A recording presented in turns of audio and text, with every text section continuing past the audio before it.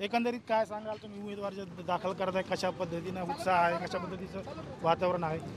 नक्कीच प्रतिसाद चांगला आहे आणि ही निवडणूक आम्ही जिंकणार आहोत असा जनतेचा विश्वास आहे आणि त्याच विश्वासाने आम्ही समोर जातो आहोत. एक तगडं आव्हान तुमच्या समोर असणार आहे, याकडे तुम्ही कसं पाहता? 25 वर्षापासून जे आव्हान जनतेला दिलं ते आता आव्हान या ठिकाणी संपुष्टात येणार आहे आणि जनता ते आव्हान पेलणार. जनतेने या अगोदर चांगले चांगले आव्हान पेललेले आहे आणि हेही आव्हान जनता या ठिकाणी पेलून दाखवेल. एक 25 वर्षाचं पोरग 25 वर्षाची सत्ता असणाऱ्यांना घाम फोडतंय, काय सांगायचं? हे जनतेचा आक्रोश आहे, ही जनतेने हातात घेतलेली निवडणूक आहे आणि जनताच या निवडणुकीला या ठिकाणी समोर जाणार आहे. त्यामुळे माझा काही संबंध नाही, मी फक्त जनतेचा आवाज बनून या निवडणुकीला समोर जातो.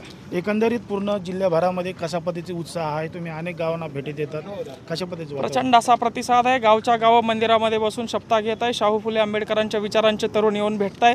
छत्रपती शिवाजी महाराजांचा वारसदार विचारांचा वारसा असलेला तरुण या ठिकाणी शाहू फुले आंबेडकरांच्या विचाराचा वारसा वाचलेला त्यांना समजून घेतलेला तरुण या ठिकाणी निवडणुकीला समोर जातोय. तरुणांचा उत्स्फूर्त असा या ठिकाणी प्रतिसाद आहे. शिवाजी छत्रपती महाराज की जे समोरचं आव्हान आहे, जे तगडं आव्हान आहे, तर याला तुम्ही कशा पद्धतीने संघर्ष करणार आहात? हे जनता बघून घेईल. आता हे जनतेचा आकांत आम्ही या ठिकाणी घेऊन चाललेलो आहे आणि जनताच हे आव्हान पेलणार आहे, झापणार आहे. मी 25 वर्षाचा तरुण आहे, माझ्याकडे काही धनसंपत्ती नाही, माझ्याकडनं हे झापणारं नाही आहे, पण जनतेनं या ठिकाणी उभं केलंय. जनता यांना पाणी पाजल्याशिवाय राहणार. कुठल्या विकासाचे मुद्दे तुमच्याकडे असणार आहेत? तुमच्या जाहीरनाम्यामध्ये काय असणार आहे? पूर्ण या ठिकाणी जिल्ह्यामध्ये ना रस्ता व्यवस्थित आहे, ना प्यायला पाणी व्यवस्थित आहे, ना आरोग्य व्यवस्था व्यवस्थित आहे, ना शिक्षण व्यवस्था व्यवस्थित आहे.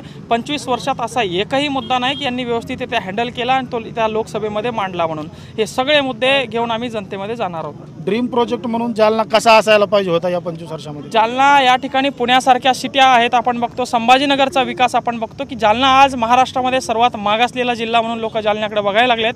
जालन्याची शिक्षण व्यवस्था आणि आरोग्य व्यवस्था तर थर्ड क्लास लेवलची झालेली आहे. यांच्या पोरांचे पोट यांनी भरले, मात्र जालन्यातील तरुणांचं शिक्षण यांनी उद्ध्वस्त केलंय. काही जण मंगेश साळू आरोप करतात की हे फक्त स्टंटबाजी करतात, असं करतात. आता ते 13 तारखेला मतदानाच्या रूपातून दिसून येईल. स्टंटबाजी आता काय स्टंटबाजी आहे? समाजाच्या डोक्यात काठ्या तुम्ही घालणार, 18 पगड जातींवर अन्याय तुम्ही करणार आणि त्याला विरोध केला तर त्याला स्टंटबाजी तुम्ही म्हणणार. तर हे आता जनता याचं उत्तर तुम्हाला 13 तारखेतून मतदानाच्या रूपातून दाखवून देईल. एकंदरीत तुमचा प्रचार आणि प्रसार कशा पद्धतीने चालू आहे? प्रचंड प्रतिसाद आहे. जनतेचा प्रसार जनताच या ठिकाणी करते. आपल्याकडे काही साधन संपत्ती नाही.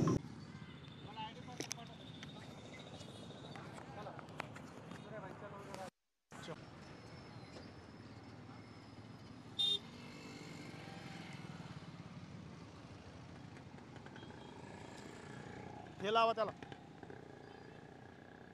हे लावा, हे लावा. जाऊ मी जाऊ का?